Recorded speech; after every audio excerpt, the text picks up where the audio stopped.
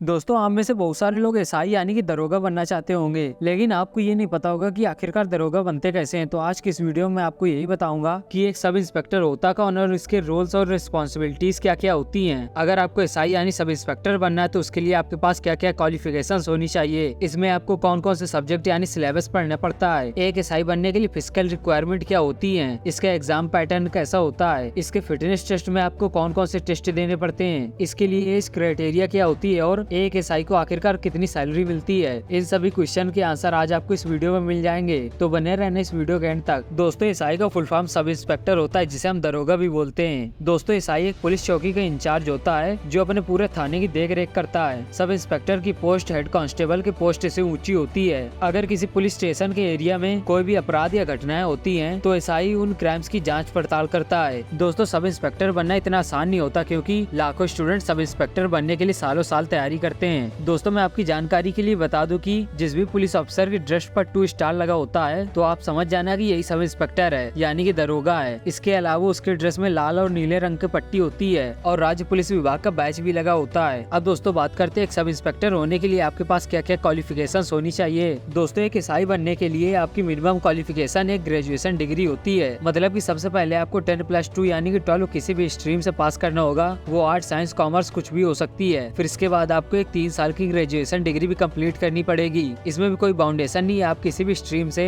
Graduation complete कर सकते हैं, आर्ट, साइंस या फिर कॉमर्स से। और जब आपके पास ग्रेजुएशन डिग्री आ जाएगी उसके बाद ही आप एसआई का फॉर्म भर सकते हैं। अब चलो जान लेते हैं इसके एज क्राइटेरिया के बारे में। दोस्तों, अगर आप जनरल कैटेगरी से हैं तो इसमें आपकी मिनिमम एज 21 और मैक्सिमम एज 28 होगी। लेकिन अगर आप ओबीसी से हैं तो इसमें आपको 3 साल की छूट मिलती है, यानी कि इसमें आपकी मिनिमम एज वही 21 होगी और लेकिन आपको 3 साल एक्स्ट्रा मिलेंगे। आप एसआई का फॉर्म 31 की एज तक भर सकते हैं। और ऐसे इसमें एससी एसटी वालों को 5 साल की छूट मिलती है, यानी कि इसमें आपको मैक्सिमम एज 33 मिल जाती है। और इसकी एज लिमिट अलग अलग राज्यों के हिसाब से अलग अलग होती है। तो दोस्तों, अब जान लेते हैं इसके फिजिकल क्राइटेरिया के बारे में। दोस्तों, इसमें फिजिकल मेजरमेंट मेल्स के लिए अलग और फीमेल्स के लिए अलग। जैसे कि अगर आप जनरल से हैं तो इसमें आपकी मिनिमम हाइट 165 सेंटीमीटर होनी चाहिए, और अगर आप ओबीसी या फिर एससी से हैं तो इसमें आपकी मिनिमम हाइट 160 मांगी जाती है। ऐसे ही बिल्कुल चेस्ट में भी है। अगर आप जनरल कास्ट के हैं तो इसमें आपका बिना फुलाए सीना 80 सेंटीमीटर का होना चाहिए और फुला के 85 सेंटीमीटर। लेकिन अगर आप ओबीसी या फिर एससी से हैं तो इसमें आपका सीना कम मांगा जाता है। इसमें आपका सीना बिना फुलाए 76.2 सेंटीमीटर और फुलाने के बाद 81.2 सेंटीमीटर मांगा जाता है। लेकिन अगर आप फीमेल है तो इसमें आपकी जनरल और ओबीसी की हाइट 157 सेंटीमीटर मांगी जाती है और एससी एसटी के लिए 152 सेंटीमीटर। अब चलो जानते हैं इसके फिजिकल फिटनेस टेस्ट के बारे में कि आपके कौन कौन से टेस्ट लिए जाते हैं। अगर आप मेल कैंडिडेट है तो इसमें आपको 6 मिनट 30 सेकंड में 1600 मीटर की दौड़ पूरी करनी होगी। लॉन्ग जंप 12 फीट मांगते हैं और हाई जंप 3 फीट 9 इंच। लेकिन अगर आप फीमेल कैंडिडेट है तो इसमें आपको 800 मीटर की दौड़ 4 मिनट में पूरी करनी होती है और आपको 9 फुट लंबी जंप लगाने को बोलते हैं और हाई जंप आपकी 3 फीट तक होनी चाहिए। इसमें नोट करने वाली बात यह है कि अगर आप फर्स्ट टाइम में लॉन्ग जंप या फिर हाई जंप नहीं कर पाते इसमें आपको 2 और मौके दिए जाते हैं। लेकिन अगर आप रनिंग में फेल हो गए तो इसमें आपको एक मौका नहीं दिया जाता। और ऐसे ही पहले आपकी हाइट नापी जाती है। अगर आपकी हाइट ही कम है तो फिर आपके चेस्ट की माफी नहीं की जाती है, उन्हें वहीं से डिस्क्वालीफाई कर दिया जाता है। अब दोस्तों, चलो हम जानते हैं इसके एग्जाम पैटर्न के बारे में। दोस्तों, सबसे पहले एग्जाम में आपको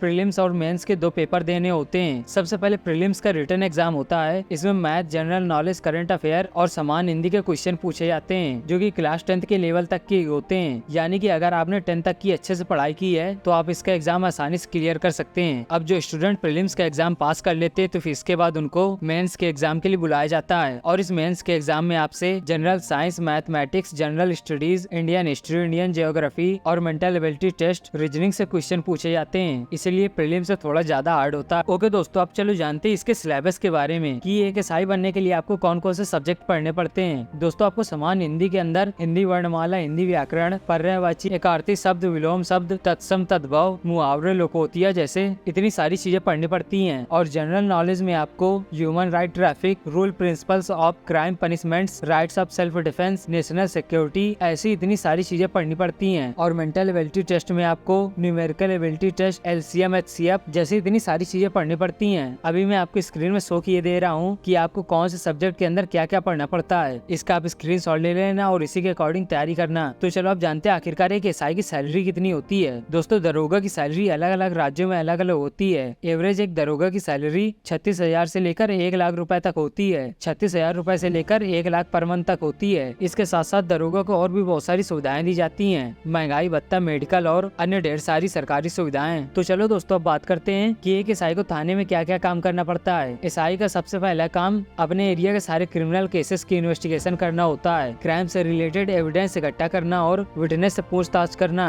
ये सारे काम दरोगा के होते हैं। इसके साथ ही पब्लिक प्लेसेस में लॉ एंड ऑर्डर मेंटेन रखना, राइट प्रोटेस्ट और पब्लिक डिस्टर्बेंस को कंट्रोल करना, इमरजेंसी सिचुएशन में क्विक रिस्पॉन्ड देना, कांस्टेबल और हेड कांस्टेबल को सुपरवाइज करना और उनकी ड्यूटीज को असाइन और इंश्योर करना कि वो सही से काम कर रहे हैं या फिर नहीं, कोर्ट में केसेस प्रेजेंट करना और टेस्टिमनी देना, डेली एक्टिविटीज और इंसिडेंट के बारे में डॉक्यूमेंटेशन मेंटेन करना, पब्लिक अवेयरनेस प्रोग्राम कंडक्ट करना, पुलिस स्टेशन के सारे रिकॉर्ड और फाइल्स को मेंटेन करके रखना, ऑफिशियल कॉरेस्पॉन्डेंस को हैंडल करना। ये सारे काम एक सब इंस्पेक्टर को करने होते हैं। तो चलो अब तक मैंने वीडियो में जो कुछ भी बताया उसे शॉर्ट में एक बार फिर से रिपीट करे दे रहा हूँ। आप जिस भी राज्य से दरोगा बनना चाहते हैं उस राज्य में निकलने वाली दरोगा की वैकेंसी के लिए ऑनलाइन आवेदन करें। आवेदन करने के बाद स्टूडेंट का रिटन एग्जाम क्लियर करना होता है और फिर उस रिटन एग्जाम को पास करने के बाद आपको दौड़ के लिए बुलाया जाता है, जिसमें अगर आप दौड़ में भी पास हो गए तो उसके बाद आपको मेडिकल के लिए बुलाया जाता है, जहाँ पर आपकी मेडिकल और फिजिकल हाइट, वेट और चेस्ट की जांच की जाती है। मेडिकल में पास होने के बाद आपका डॉक्यूमेंट वेरिफिकेशन कराया जाता है और जब आपका डॉक्यूमेंट वेरिफिकेशन हो जाता है तो फिर उसके बाद आपको दरोगा की पोस्ट मिल जाती है। दोस्तों एसआई के एग्जाम में पास होने के लिए आपको पूरी लगन के साथ मेहनत करनी होगी और अपना 100% देना होगा, तभी जाकर आप इसके एग्जाम को क्रैक कर सकते हैं। पर कई बार ऐसा होता है कि आप कड़ी मेहनत करने के बाद भी परीक्षा में फेल हो जाते हैं और इसी की वजह से आप निराश भी हो जाते हैं। पर आपको निराश होने की बजाय आपको ये पता करना चाहिए कि आखिरकार मैं फेल क्यों हुआ हूँ, ऐसा कौन सा सब्जेक्ट है जिसमें मैं कमजोर पड़ रहा हूँ। तो नेक्स्ट टाइम आप उसी सब्जेक्ट में और ज्यादा ध्यान दीजिए, जिसके बाद आप नेक्स्ट एग्जाम में जरूर पेपर निकाल लेंगे। अगर आप मेरी सलाह माने तो मैं आपको कुछ टिप्स दे रहा हूँ, अगर आप उन्हें फॉलो करेंगे तो आपको एसआई बनने में काफी हेल्प मिलेगी। अगर आपको सब इंस्पेक्टर बनना है तो सबसे पहले आपको अपना लक्ष्य निर्धारित करना होगा। आपको चारों तरफ नहीं भटकना है कि मैं इसके भी एग्जाम दे दूंगा उसका भी, आपको केवल अपना लक्ष्य एसआई बनाकर चलना होगा, क्योंकि जब गोल क्लियर होता है तभी हम उसे अचीव कर पाते हैं। इसके बाद आपको मैंने जो वीडियो में पहले बताया वो सारी बातें ध्यान रखनी होंगी। किसी भी एग्जाम की तैयारी करने का सबसे अच्छा तरीका है टाइम टेबल बनाना और फिर उस टाइम टेबल को स्ट्रिक्ट होकर कंसिस्टेंसी के साथ फॉलो करना। इसके लिए आपको डेली 5 से 7 घंटे पढ़ना भी पड़ेगा। आप जिस भी सब्जेक्ट में कमजोर हैं उन पर सबसे ज्यादा ध्यान दीजिए और उनके लिए आप एक्स्ट्रा टाइम निकालिए। आप इंटरनेट पर गूगल और यूट्यूब की हेल्प भी ले सकते हैं, क्योंकि आजकल बहुत सारे अच्छे टीचर्स आपको फ्री में यूट्यूब में एजुकेशन प्रोवाइड कर रहे हैं। इसके अलावा आपके आसपास की मार्केट में कई सारे ऐसे कोचिंग सेंटर्स होंगे जो सब इंस्पेक्टर की प्रिपरेशन करवाते हैं, तो आप उन कोचिंग्स को ज्वाइन कर सकते हैं। आपको पिछले 3 से 4 साल के पेपर्स को उठाकर उन्हें हल करना है, जिससे आपको पता चल जाएगा कि मैं कितने गहरे पानी में हूँ। साथ ही आप जो कुछ भी पढ़े उसे टाइम से रिवाइज भी करते जाएं और करंट न्यूज पर ज्यादा ध्यान दें और ध्यान रखें कि आप अपना टाइम पर मॉक टेस्ट भी देते रहें, जिससे आप जान सकेंगे कि आपकी तैयारी कितनी अच्छी चल रही है। और इन सब में सबसे ज्यादा इम्पोर्टेंट आपको हेल्दी फूड खाना और प्रॉपर नींद लेनी है, क्योंकि जब तक आप हेल्दी नहीं रहेंगे तब तक आपका पढ़ाई में मन नहीं लगेगा। और अगर आपने एग्जाम पास भी कर लिया लेकिन अगर आप फिजिकली फिट नहीं है तो आपको वो एग्जाम पास करना ही बेकार है। तो दोस्तों वीडियो अगर आपको अच्छा लगे तो वीडियो को लाइक करके चैनल को सब्सक्राइब कर देना और नेक्स्ट वीडियो आप किस टॉपिक में देखना चाहते हैं वो मुझे कमेंट करके बताना। Thanks for watching. जय सिया राम।